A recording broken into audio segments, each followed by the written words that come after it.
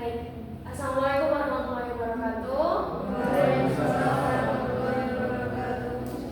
Selamat siang kepada Bapak Wajib dan juga teman-teman pendidik sekalian yang berbahagia. Hari ini saya akan mempresentasikan refleksi mata kuliah pemahaman peserta didik dan pembelajarannya yang sudah kita lalui di semester 1 kemarin. Yang pertama yakni connection. Pengalaman belajar saya yang masih saya ingat hingga sekarang, yakni yang pertama ada analisis visual dari kasus pembelajaran. Jadi pada mata kuliah pemahaman peserta didik dan pembelajarannya ini, setiap sebelum memulai sebuah bab baru atau topik baru dari 4 topik di LMS, seringkali kita mendapatkan kasus untuk dibahas. Salah satu yang saya ingat adalah analisis visual. Jadi untuk mencari faktor masalah dari sebuah permasalahan itu dilihat dari berbagai sudut pandang. Ada dari sudut pandang guru, murid, dan lain-lain. Nanti akan saya tunjukkan di artefak pembelajaran. Selanjutnya ada visualisasi peta konsep pedagogis, yakni kami membuat dari berbagai macam anak-anak yang ada di kelas, dari berbagai tipe belajar mereka, kami membuat peta konsep beserta strategi yang sesuai. Kemudian ada simulasi role play pembelajaran terdiferensiasi. Untuk pembelajaran diferensiasi ini tidak hanya kita bahas pada mata kuliah PMA, tetapi di mata kuliah PPDB ini juga dibahas pembelajaran berdiferensiasi ini. Karena itu merupakan salah satu output dari strategi anak-anak yang memiliki beragam sekali gaya belajar. Selanjutnya ada penyusunan asesmen diagnostik dan profiling. Pada mata kuliah ini saya juga ingat kami diminta untuk menyusun asesmen diagnostik dan profiling guna mengetahui nanti tipe gaya belajar masing-masing anak itu seperti apa. Nah, dari pengalaman belajar saya selama mata kuliah ini, akhirnya menimbulkan peran saya sebagai seorang calon guru ini. Saya akan berbicara panjang dari awalnya sosok pengajar materi saja, hanya menyampaikan materi bahasa Indonesia yang ada di buku itu seperti apa, teks ini itu apa, tetapi berubah menjadi fasilitator perkembangan murid. Jadi yang dikembangkan itu tidak hanya kognitifnya, tetapi juga ada keterampilan dan sebagainya. Kemudian menjadikan teori pembelajaran sebagai panduan. Akhirnya teori perkembangan yang selama ini ada yang nanti akan dijelaskan pada konsep mata kuliah itu tidak hanya saya jadikan sebagai bacaan saja, tapi akhirnya saya jadikan sebagai panduan bahwa semisal contohnya murid yang gaya belajar visual itu cocok jika diberi apa. Kemudian akhirnya saya pahami karakteristik murid bahwa murid itu berbeda untuk setiap individu. Mereka tidak ada yang bodoh, tetapi mereka memiliki bidang sendiri yang mereka kuasai. Kemudian akhirnya saya merancang pembelajaran yang berpusat pada siswa serta terampil menghadapi realitas di sekolah yang ternyata muridnya ini jenisnya begitu banyak. Ini merupakan salah satu artefak susunan dari kasus yang diberikan di LMS yang kita bahas pada mata kuliah PPDB waktu itu. Masalahnya yakni di kelas 11 IPS itu muridnya pasif, tidak antusias, mereka mencontek dan kurang mandiri dalam pembelajaran. Dengan analisis menggunakan diagram visual ini, saya dan rekan-rekan kelompok saya itu melihat faktor penyebabnya dari berbagai sisi. Ada yang dari faktor murid, mereka melakukan seperti itu karena terbiasa pasif dan menunggu instruksi, mereka takut salah, memiliki rasa ingin tahu yang ada dan sebagainya. Kemudian ada faktor dari guru, faktor materi dan metode, serta faktor lingkungan. Jika menganalisis sebuah permasalahan ini menggunakan diagram, salah satunya yakni fishbowl, membuat kita lebih bisa memahami posisi dari setiap orang yang ada di lingkungan sekolah tersebut. Jadi kita tidak memandang sebuah masalah dari sudut pandang tertentu, semisal hanya dari sudut pandang kita saja gitu. Jadi kita bisa melihat dari berbagai sudut pandang hingga akhirnya nanti kita menghasilkan sebuah kesimpulan atau solusi yang benar dari permasalahan tersebut. Kemudian yang kedua yakni tantangan. Tantangan yang saya hadapi tentu saja yang pertama ialah menerapkan pembelajaran terdiferensiasi secara utuh. Karena harapannya dalam perkuliahan adalah merancang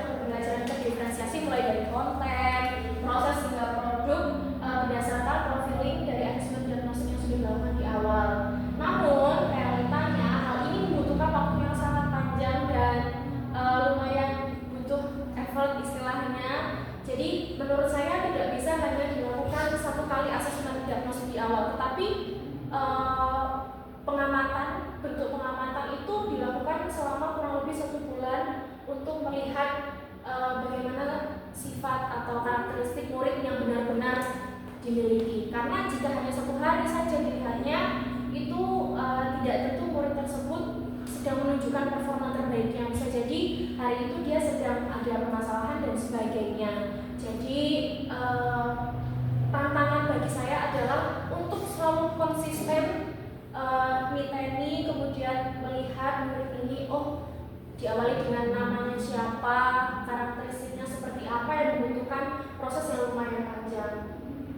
Kemudian adanya perubahan peran guru dan respon siswa.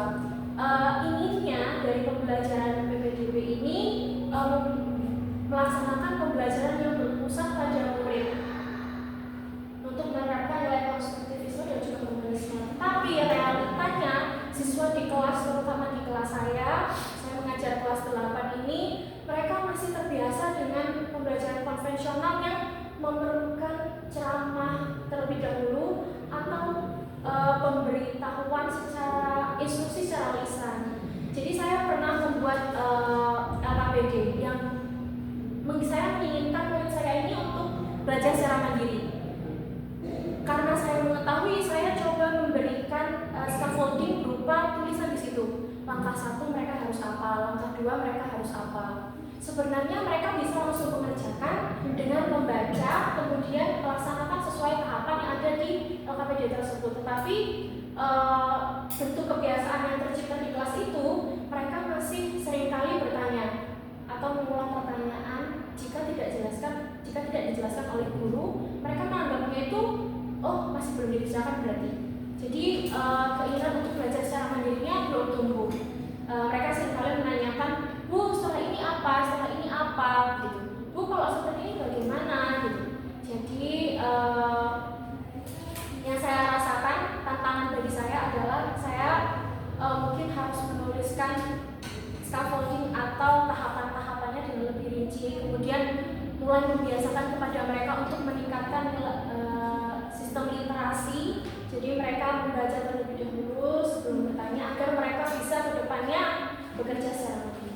Kemudian yang ketiga ialah manajemen waktu dan penyusunan perangkat ajar yang rinci. Seperti yang kita ketahui bersama, mungkin pada saat menjalani perkuliahan PPG ini dan juga sembari mengajar, kita dituntut untuk mengerjakan LMS dan juga membuat modul perangkat belajar yang utuh, yang mungkin bagi saya merupakan salah satu tantangan karena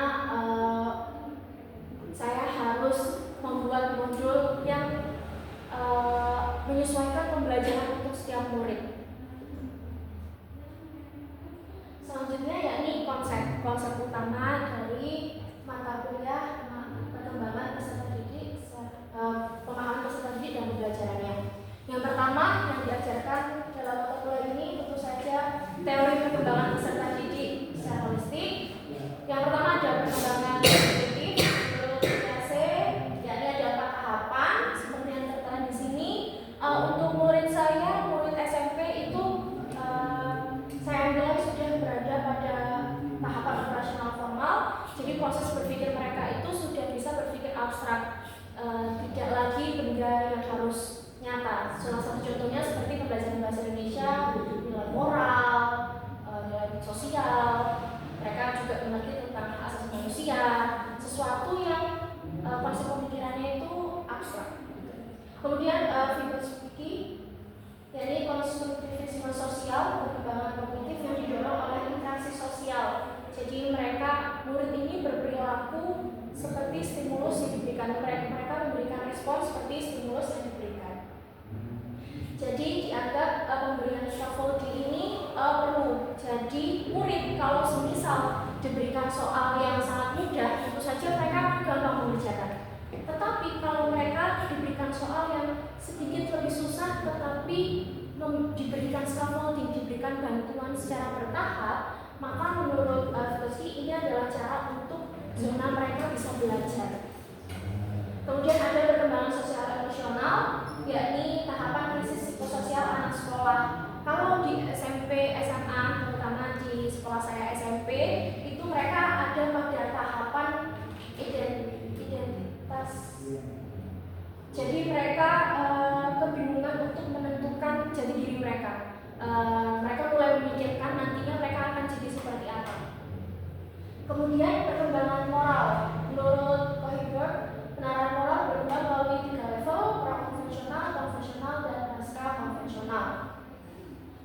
Untuk yang moral yang prakonvensional itu mereka masih sepaham saya itu mereka masih mengikuti aturan, mengikuti perintah, hanya namen saja. Tetapi kalau yang konvensional itu mereka mulai mengerti aturan. Kemudian yang pasca konvensional akhirnya mereka menyatukan. Jadi sebuah pemikiran atau nilai moral itu tidak ditentukan dari berbagai aspek, tapi dari beberapa aspek. Kemudian ketiga, menekankan pentingnya etika kepedulian, hubungan sosial, dan tanggung jawab antar manusia. Kemudian ada juga perkembangan fisik dan motorik, yakni menjelaskan bahwa motorik kasar harus terbangun sebelum motorik halus. Kemudian perubahan fisik dan hormonal pada awal masa pubertas dapat mempengaruhi ritme tidur. Murid saya kebanyakan adalah di SMP, jadi saya yakin ini mereka sedang mengalami perubahan fisik dan hormonal karena itu merupakan masa puber, masa remaja, sehingga hal ini dapat mempengaruhi fisik mereka. Akhirnya mereka membutuhkan istirahat, mereka membutuhkan kebutuhan makan, istirahat yang cukup. Jadi kalau semisal ada murid yang mengantuk, katakanlah saya jadi berpikir, oh murid ini mengantuk karena kebutuhan tidurnya dia tidak terpenuhi. Artinya dia sedang mengalami perkembangan fisik, jadi memerlukan istirahat yang kemudian memahami berbagai karakteristik dan perbedaan peserta didik. Jadi selain di mata kuliah ini mempelajari teori-teori, kami juga belajar untuk memahami berbagai karakteristik yang dimiliki oleh peserta didik. Jadi yang pertama mereka memiliki perbedaan fisik dan kebutuhan fisiologis. Seperti yang sudah saya sempat sebutkan tadi, bahwa setiap murid itu memiliki kebutuhan makanan, istirahat, kesehatan, dan juga rasa aman agar mereka bisa belajar dengan maksimal. Jadi kita sebagai guru diharapkan untuk dapat memenuhi kebutuhan tersebut agar murid ini bisa belajar dengan maksimal. Terutama yang bisa kita kontrol adalah rasa aman. Jika di dalam kelas itu murid merasa aman, maka mereka bisa belajar dengan lebih maksimal. Kemudian ada juga perbedaan intelektual. Berdasarkan teori Howard Gardner, kecerdasan terdiri dari 8 jenis, ada linguis, logis matematis, spasial visual, kinestetik, musikal. Kalau interpersonal itu hubungan antar manusia satu dengan yang lainnya, jadi dia bisa bersosialisasi. Kemudian intrapersonal, pengelolaan diri, dan juga naturalis ini mengetahui tentang alam atau tumbuhan. Kemudian ada perbedaan perilaku yang dipengaruhi oleh pengondisian behaviorisme melalui penguatan dan hukuman. Tergantung bagaimana ia bersosialisasi atau mendapatkan sebuah perlakuan seperti penguatan dan juga hukuman, maka karakteristik anak tersebut juga beda. Juga bisa dipengaruhi oleh dari belajar sosial melalui pemodelan atau penguatan vikarius. Penguatan vikarius ini contohnya ketika saya melihat teman saya ini dipuji oleh guru, maka secara tidak langsung saya ingin melakukan hal tersebut agar saya juga dipuji oleh guru. Kemudian ada juga perbedaan pencapaian, ada yang mastery goals, yakni anak-anak yang fokus pada penguasaan materi, perkembangan diri, dan growth mindset. Mereka memfokuskan pada prosesnya, sedangkan ada juga yang fokus pada performance goals. Jadi mereka lebih fokus pada perbandingan sosial dan hasil nilai, lebih fokus pada nilainya.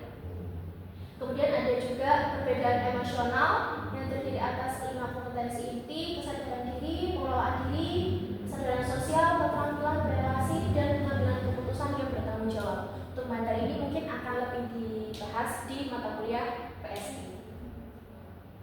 Kemudian yang keempat, yakni yang terakhir, perubahan yang ada pada diri saya. Untuk aspek refleksinya, yang pertama ialah cara memandang peserta didik. Yang awalnya saya memandang murid ini sebagai kelompok yang sama, jadi memberikan pembelajaran. Gambaran saya mungkin yang saya pahami dan rasakan waktu sekolah dulu ialah kalau membelajarkan bahasa Indonesia tentang misalnya membuat kata konsep, ya semuanya harus membuat kata konsep.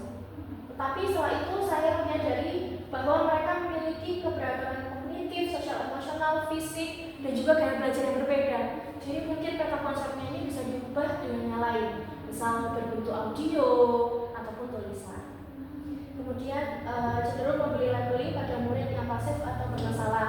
Kemudian